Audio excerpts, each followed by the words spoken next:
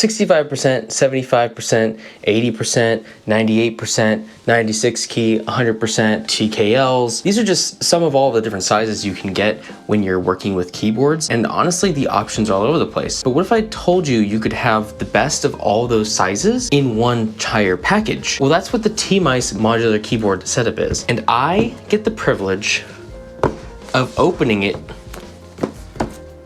up for you today. Now, this keyboard is completely modular, and the coolest part about this is it's all magnetic, so it should be pretty seamless connecting it together without any extra driver setup, any extra connections. But is that actually true? I haven't found out yet. But of course, my reviews are always long-term, and I will let you know how it goes. So first impressions, it's not my favorite keycap of profile, but that's fine. That can be changed with a really easy swap. Weird. It has this metal bar on the back that works as the riser. It's pretty solid.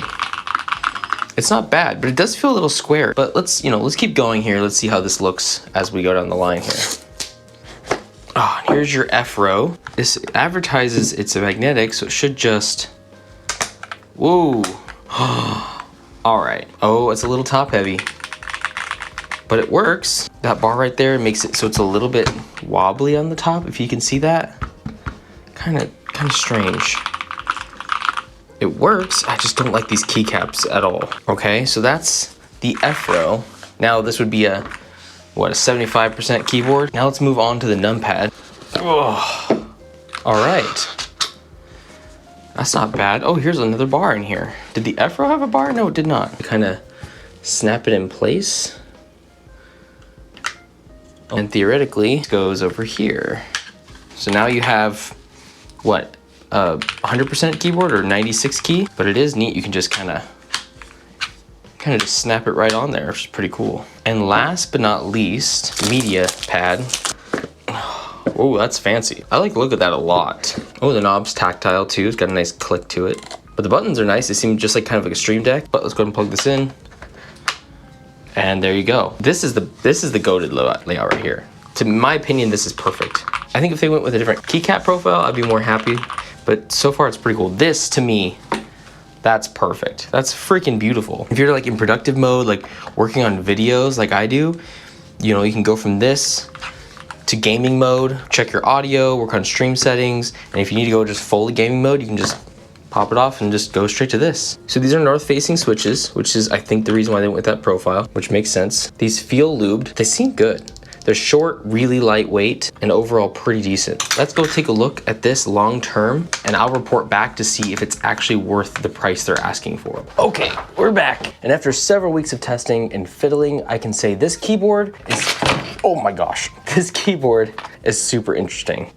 But I don't know if I'd buy it. And there's only a few reasons why. Keycaps and typing angle. And for the price, those should be absolutely nailed. With the thought process to add all these awesome magnetic strips and snap all the modules together, it seems that the angle of the keyboard overall had to be a little higher than normal because it's so square, leading to a little bit of a steeper typing angle that is not adjustable at all, which leads to some wrist pain for me personally and just being generally uncomfortable. The fix is a wrist rest that can help raise the angle a bit more to a manageable level, but I prefer not to use this if I can help it. Here's just a quick comparison between a standard keyboard with a preferred angle and this one. And you can see just how higher up my hands are when they're typing. The next biggest ick for me are these keycaps. These are called XDA keycaps and they almost lay completely flat. Here's the cherry profile keyboard and you can see this has a steeper angle at the top and lower at the bottom. It's the best profile you can get for a keyboard because it feels and types so naturally. But these, it's flat, so there's no ergonomic to speak of. And the keycaps feel and look smaller all the way around. I'm constantly mistyping while I'm using this thing, and it's not the best experience. They've also decided to go with north-facing switches, which makes it a little more difficult to find the correct cherry profile keycaps and switches that'll fit on this keyboard. And if you don't know the difference between north and south-facing switches, I suggest you check out this video I made a while back. It's only about 30 seconds long, and it'll give you the gist of what I'm talking about. So if you can look past all these things, there are some really cool features in here. The aluminum body is nice. It's got a premium feel and a decent look overall. It feels okay to type on for an average person. The sound profile is okay at best. It's a little loud and a little high pitched,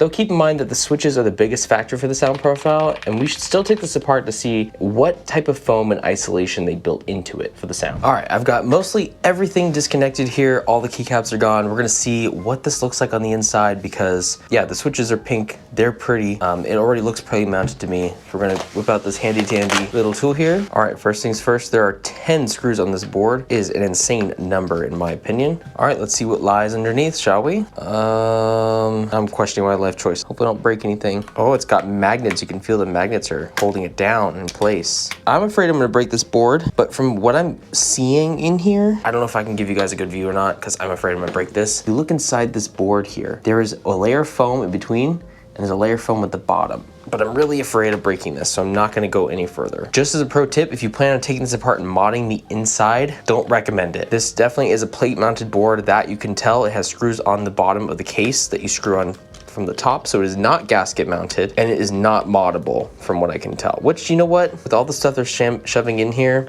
I don't expect it to be moddable, so that's okay. Now I know what everyone's questions are gonna be, and what everyone's thinking, how is the part where you can snap the different modules onto it? Is it cool? Is it neat? Does it work properly? Is it functioning? Well, here's the good news. It works. It works exactly how you imagine it, exactly how they designed it as well. You can take parts on and off instantly, and it immediately recognizes that you've added it on. It's seamless, it's very cool looking, and all the parts magnetically connect super easy as well. It's consistent, it's nice, the look and feel all match and align perfectly. Oh, shoot.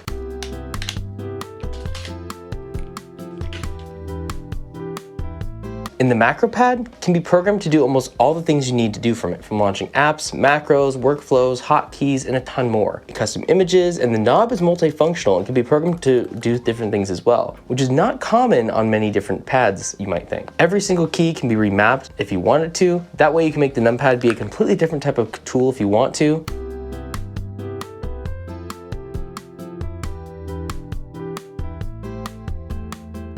Unfortunately, I love everything about this keyboard except the very specific things that make this a keyboard, which is a strange thing to say. Thankfully, this is all can be changed, but for the price, I'd hope that some more options and customizability were available, which again, this is one of a kind. You're not gonna find this anywhere else. The price is a little high, but for all the features they're offering, it seems reasonable. I just wish they'd get the switches and the keycaps a little bit right, and that's my only gripe here. But if you have an extra set laying around you feel like swapping this to, this might be the keyboard for you guys. But I'm gonna add, you're gonna need a wrist rest if you type on this thing. It is just such a steep typing angle, thankfully because of that profile just being completely almost flat. So if you need to go from work mode over to gaming mode, or, whoops, no, that's not it. Or even to editing or Discord mode, you can do it. It's all at your fingertips and almost entirely up to your imagination. Though you might want to take care of this cable as it's completely proprietary and it cannot work with any other cable because it's just this little magnet that just kind of snaps on. It's kind of like those old MacBooks used to work. And while it's fun, I just worry about ever having to replace this thing. Oh, and do you love RGB? Because this thing has RGB and it